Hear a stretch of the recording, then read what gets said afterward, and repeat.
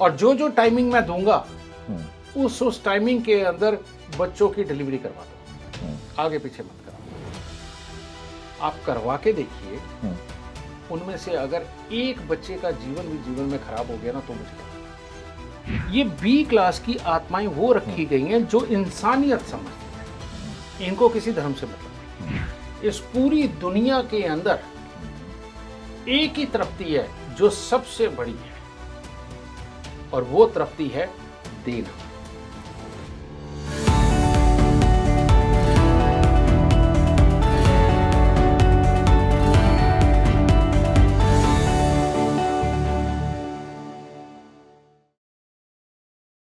अभी आप जब बता रहे थे तो भूत प्रेत पिशाच या इस तरह की शक्तियों वाले ऊपरी बाधा जैसे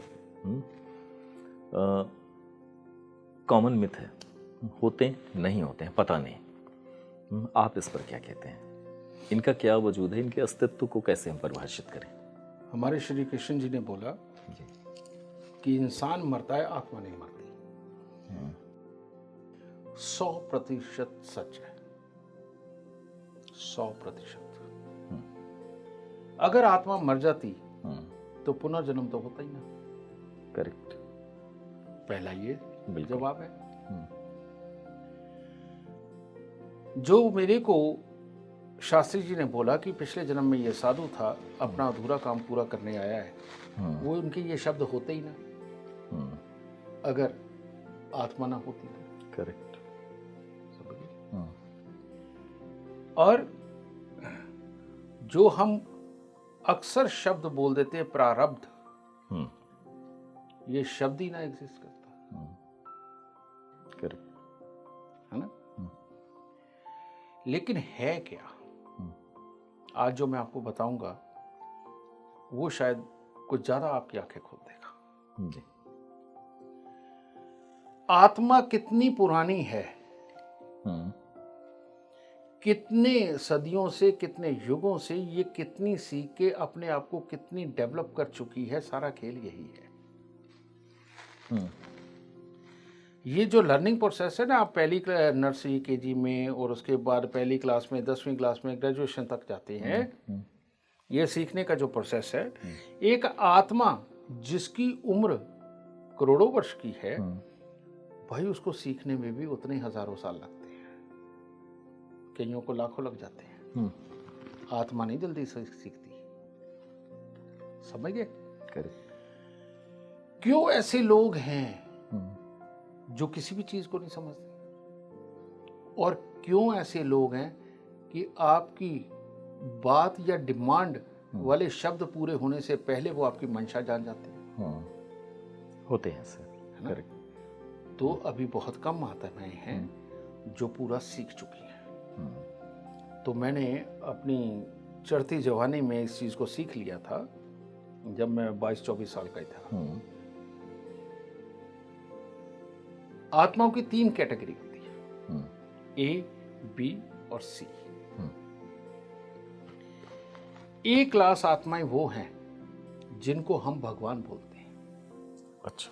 उनके पास ताकतें भी हैं आपको कुछ भी देने की। बी क्लास की आत्माएं ये मीडिएटर है, आपके घर अच्छे बुजुर्ग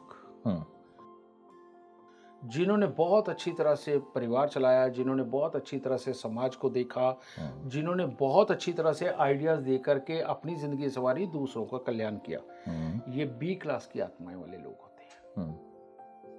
और एक सी क्लास की आत्मा वाले लोग, ये वो आत्माएं जिनको समझ नहीं आता, जिनको समझाया नहीं जा सकता, और जिनको सच में परमात्मा भी नहीं समझा सकता। समझ गए? ये रहती हैं धरती पे, हमारे आसपास के माहौल के अंदर, किसी भी कोने में, किसी पेड़ पे बैठी होंगी, कहीं इधर उधर होंगी। ये सी क्लास आत्माएं हैं, और ये जगह तलाश रही होती है कि कब किसी का शरीर मिल जाए, और इसीलिए ये शरीर के अंदर उतर जाती हैं। ओके। इनको जब भी कोई कमजोर शरीर वाला मिलता है उतर जाती है। तो शरीर पर आत्मा का हावी होना, हाँ, हो जाते हैं। ठीक है, ये हो गया। क्योंकि वो उसी अपनी तमन्नाओं करना चाहता है, वो अपने हाथ से कुछ करना चाहता है, वो हाथ से कुछ खाना चाहता है, किसी को कुछ बन के दिखाना चाहता है, वो सेक्सुअल लाइफ को भोगना चाहता है। समझ गए ना? तो वो कैसे भोगे एक आत्मा के रूप में? उसके लिए शरीर जरूरी है, तो इसलिए वो शरीर को धारण कर लेता है। और जो इस शरीर में मौजूद पहले से आत्मा है, हाँ। उसका क्या? उसको दबा देता है, क्योंकि उसको तरीका पता चल चुका उसको दबाने का, कब्जा करने का। हाँ, ये चीज ठीक है। ओके। बी क्लास आत्माएं, बी क्लास आत्माएं ये अच्छी होती है, ये समाज को समझने वाली होती है, किसी के भी सुख दुख को समझने वाली होती है, पर ये दे नहीं सकती किसी को कुछ भी। इनका काम है धरती से उस ए क्लास आत्मा तक मैसेज पहुंचाने का। अच्छा। अब इसका एक वाक्य मेरे साथ भी बीता। 1985 की बात है, मेरे ये केस के बाद जब मैं अंधा हो गया था, उसके 1.5 साल बाद की बात, मेरे पापा को हार्ट अटैक हो गया। उनको जीटीबी में एडमिट करवा दिया, और नहीं, वो जो हार्ट का स्पेशली तौर पे दिल्ली गेट पे जो हॉस्पिटल है, क्या नाम है उसका, वहां करवा दिया। अच्छा। अब परमात्मा पे विश्वास है, पहले से ब्राह्मण परिवार से हूं, तो पता चला, वो कहते तू ऐसे कर, 2-4 लोगों का ना खाना लेके यहाँ आ जा। ये घर पे फोन आया, तब वो घर वाले फोन हुआ करते थे, बेसिक टेलीफोन। अब मैं रोने लगा, मेरे पिता को हार्ट अटैक हो गया। स्कूटर पे था, उम्र भले मेरी 15-16 साल की, चलाता अच्छा था। टिफिन लिया, तो मैं निकलते बढ़ते ना, एक भोलेनाथ का मंदिर लक्ष्मी नगर में रोड के ऊपर बीचों बीच बना हुआ है। अभी मैं निकल के आया, कई सालों बाद गया तो देखा वहां पर मूर्तियां भी इधर उधर सब कर दी हैं। तो पहले घुसते ही लेफ्ट हैंड पे कोने के ऊपर ना गणेश जी की मूर्ति हुआ करती थी। मेरे को कुछ नहीं सोचा, मैं सीधा जाके घुटने के बल बैठा और सीधा मत्था रख के रोने लग गया। मैं कहा, मेरे पिताजी को कुछ नहीं होना चाहिए प्रभु, अगर तू है। और इतने वेग से मैं रोया, तो वो मेरे को अपनी 22-24 साल की उम्र में समझ आया कि ये कैसे मैसेज परमात्मा तक गया। तो जरूर वहां पर कोई एक बी क्लास आत्मा थी जिसने मेरा ये रोना लिया और लेकर के ए क्लास आत्मा तक पहुंचाया। और जब तक मैं हॉस्पिटल पहुंचा ना, तो डॉक्टर कह रहे खतरे की कोई बात ही नहीं, हार्ट अटैक तो बहुत मेजर हुआ था, इतनी जल्दी रिकवर कैसे हुआ ये नहीं समझ आया। उस ए क्लास आत्मा को आप डिवाइन पावर के रूप में कहेंगे? अब आप उसे माता रानी बोले, आप उसे भोलेनाथ बोले, आप उसे कृष्ण जी बोले, आप उसे राम जी बोले, अपने गुरु बोले, जो मर्जी बोले, जो भी, मतलब वो कोई ऐसी शक्ति जो उसके पास रूप नहीं है, लेकिन वो देने की शक्ति होती है, उसके पास मदद कर सकता है। ये बी क्लास की आत्माएं वो रखी गई हैं जो इंसानियत समझती हैं, इनको किसी धर्म से मतलब नहीं है, उस भाव को समझते हैं, उस भाव को समझती है, आपके अंदर की फीलिंग को समझती है, और इस फीलिंग का कोई धर्म नहीं होता, ये हर धर्म में फीलिंग सेम है। करेक्ट, बिल्कुल। वो जो देने वाली है उसका भी कोई धर्म नहीं है, वो किसी को भी दे देगी, आपकी जात बिरादरी जो मर्जी हो, उसको बस आपके भाव समझ आने चाहिए कि कहां तक के पवित्र है और किस पवित्रता से मांग रहा है। ओके, समझ गए ना? तो बेटा, और ये तीसरी श्रेणी जो तीसरी श्रेणी ये बार बार निकृष्ट पैदा होने श्रेणी, का कोई बी क्लास आत्मा ने पैदा होना तो उसके लिए कोई कुछ नहीं है, वो अपनी डिमांड से पैदा हो सकती है। जिसे ए क्लास आत्मा ये कहेगी कि नहीं, तू फलाने शरीर को धारण कर ले, ठीक है? करेक्ट। ए क्लास सी क्लास के ऊपर तरस नहीं खाती, क्योंकि ये बच्चों की तरह है उनके लिए कि सीख के बड़े हो रहे हैं, होने दे, सीखने दे, अभी ये तो शरारतें करेंगे। अच्छा, ए क्लास इनको ऐसे टैकल करती है। और ए क्लास आत्माएं वो है जिसको आप कहते हैं कि मोक्ष मिल गया, ये बैकुंठ चले गए, ये भोलेनाथ के चरणों में चले गए, इन्होंने अब वापस जन्म नहीं लेना, क्योंकि वो इन सारी चीजों को इतना ज्यादा समझ चुके हैं कि उनको अब इंटरेस्ट ही नहीं है इन सब चीजों। मतलब वो मायावी दुनिया का जो जंजाल है वो सब अब तो वो जानते हैं, जिसपे तरस खा करके कुछ देना होना तो उसको वो दे करके खुद अपनी तृप्ति महसूस कर लेते हैं। इस पूरी दुनिया के अंदर एक ही तृप्ति है जो सबसे बड़ी है, और वो तृप्ति है देना। आप किसी को भी कुछ भी देके देख लीजिए, जो तृप्ति मिलेगी उसका मुकाबला आप कहीं नहीं कर सकते। आचार्य, दान का संदर्भ देने से ही है क्या? दान जो- देके देख लीजिए तृप्ति, आप अपने भाव देके देख लीजिए तृप्ति, आप किसी को नफरत देके देख लीजिए तब भी आपकी तृप्ति होती है। समझ गए ना? और अगर कहीं सामने वाले की जरूरत पूरी करके उसको खुशहाल बनाया और उसकी तरफ से हाथ जोड़ के आगे, उसके जैसी तो तृप्ति कोई नहीं होती। करेक्ट। तो किसी को देने से बड़ी तृप्ति इस धरती पे कोई नहीं है दूसरी। आचार्य, आपकी और बात वो से मुझे- उस परम तृप्ति को प्राप्त कर चुकी है एक लाख आत्माएं, और इसीलिए वो भौतिक जीवन में नहीं आती, वो देने में विश्वास रखती है। इसीलिए हम जो शिद्दत से कहते हैं कि मांगते हैं तो कायनात की शक्तियां जुड़ जाती हैं उसे पूरा करने के लिए बिल्कुल इच्छाओं को। आचार्य, डिवाइन हेल्प की बात में एक कुछ वाकये होते हैं किसी के साथ, किसी एक्सपीरियंस से, जब लोग बहुत मुसीबत में होते हैं तो कोई मददगार खड़ा हो जाता है। वो जब उनके सामने कोई सहारा नहीं होता और मिल जाता है। इस बात को मतलब एक सामान्य भाषा में कहने दैवीय शक्तियों की सहायता मिल रही है। इसके लिए भाव का अर्थ है या किसी को भी, पापी को भी सहायता मिल सकती है? क्या लगता है आपको? इस सवाल का जवाब ना आपको कोई दे नहीं सकता जी, इसीलिए आपसे पूछ रहा हूँ।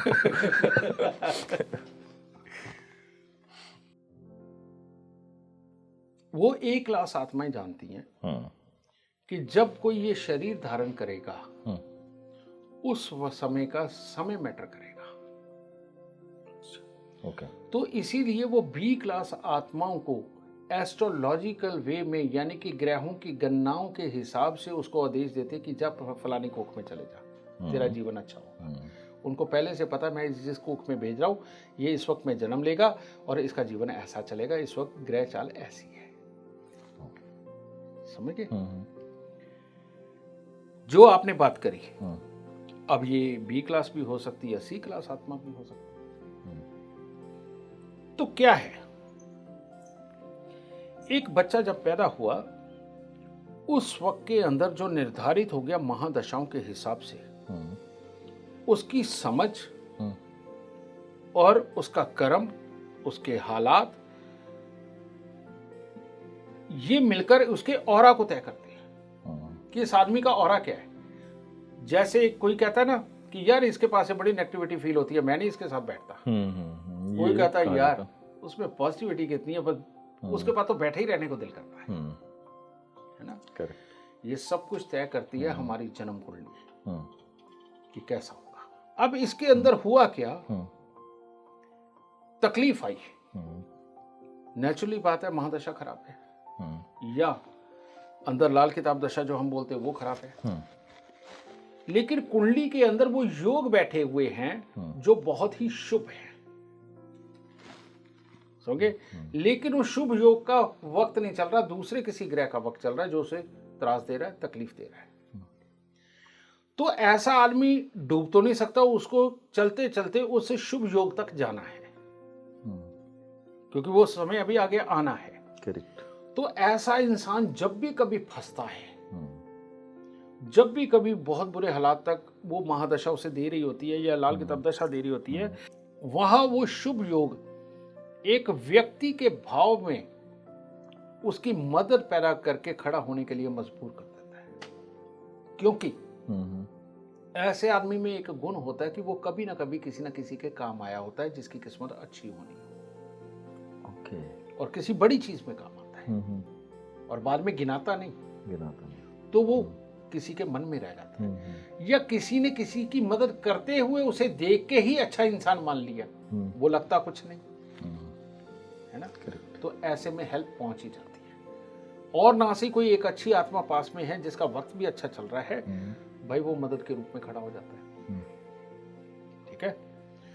तो इस तरह से ये मदद चलती है, समझे। लेकिन रियलिटी में है क्या, पैदा होने का वक्त ही दुनिया में सब कुछ है। आपका भगवान, आपका कर्म, आपका जीवन अच्छा जाए या बुरा जाए, ये पैदा होने का वक्त ही सब कुछ है। अगर आज आप असूलों को दरकिनार करके मैं अगले 5 साल के अंदर जितने शुभ योग हैं वो आपके माध्यम से इस पूरी दुनिया में फैलाने का काम करता हूं। सरकार का साथ ले लो और जो जो टाइमिंग मैं दूंगा उस टाइमिंग के अंदर बच्चों की डिलीवरी करवा दो, आगे पीछे मत कराओ। आप करवा के देखिए, उनमें से अगर एक बच्चे का जीवन भी जीवन में खराब हो गया ना तो मुझे कह देना, एक बच्चे का जीवन भी। आचार्य, आपके इस बात से मुझे एक सवाल आ रहा है। दुनिया में बहुत सारे लोगों की सेम टाइम पे जन्म होता है, क्या उनकी किस्मत एक जैसी गुजरती है? सेम टाइम पे होता ही नहीं। वो पल, घटी पल या ये सेकेंड बोलता तो हर इंसान है जी। मेरे को एक एग्जाम्पल तो लाके दो, एक एग्जाम्पल। ना कभी हुआ है ना कभी होगा। वक्त में कितना अंतर भाग्य में बदलाव लाता है पैदा होने के? 30 सेकेंड। 30 सेकेंड बहुत है। पूरी दुनिया एक दिन के अंदर कितनी कुंडलियां बनाती है? 12। मैं एक दिन के अंदर 245 कुंडलियां बनाती हूं। एक दिन में? हाँ, ये बनाता हूं मैं। अभी तो मैंने 245 को अगर हो सका तो 2000 बनाना है।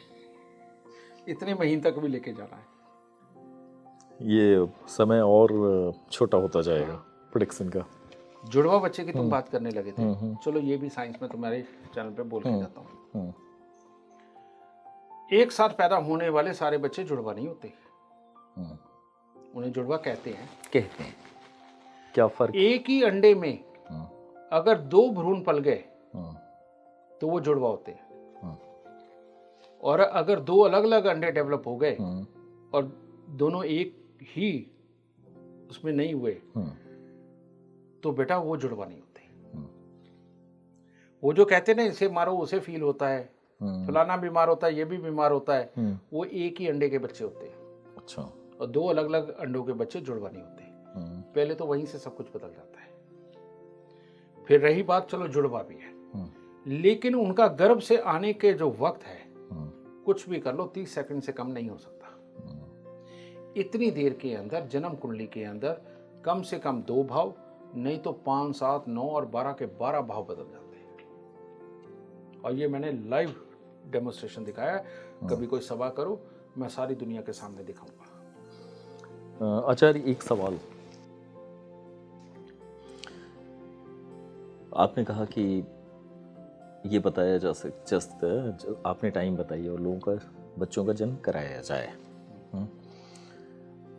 जन्म के पहले ही डेस्टिनी तय है, भाग्य तय है, प्रारब्ध तय है किसी के, तो फिर क्या यह संभव है कि माँ के गर्भ से किसी बच्चे का जन्म हमारे बताए समय पे हो जाए? इस विचार पे, इस शब्द पे लगाम लगाने का एक तरीका हो सकता है जी, ताकि सारी दुनिया को समझ आ जाए। आप ना 2, 4, 5, 7, 10 हजार लोगों को बुलाओ और मैं अपनी पूरी क्षमता से 500, 700, 1000 आदमी की टीम बैठाता हूं। ठीक है, मैं उनको प्रिंट करके उनका जीवन देता हूं कि कौन सी तारीख से कौन सी तारीख के बीच में उनके भाव क्या थे, उनका कर्म क्या था, उसके कारण हालात क्या थे, यानी उस वक्त में क्या हुआ। उनका पीछे से लेके प्रेजेंट टाइम तक का दूंगा। मुझे एक इंसान ऐसा मिलवा देना जो कहे ये गलत है। एक इंसान। मैं 5-10 हजार कह रहा हूं तो मैं 10 लाख तक भी एग्री हूं, पर इतना करेगा कौन? लेकिन इनको बुला करके मैं प्रिंट करके देता हूं, उनमें से किसी एक से ये कहलवा दो कि ये सच है। देखो, कोई जबरदस्ती झूठ बोलते तो बात अलग है, या खाम खाई उसे जो याद नहीं है उसकी डेट ऑफ बर्थ, टाइम ऐसे ही तुक्के में अब क्या बता देगा, ये टाइम लिखवा दे। कईयों का 5 बजे 30 मिनट का टाइम होता है, वो कहता है वही 7 बजे लिखवा दे, कोई फर्क नहीं पड़ता। अगर इस भाव को छोड़ के ईमानदारी के साथ आप मेरे को जितनी डेट ऑफ बर्थ टाइम देंगे, श्योर वो एक आदमी कह दे इसमें लिखा हुआ झूठ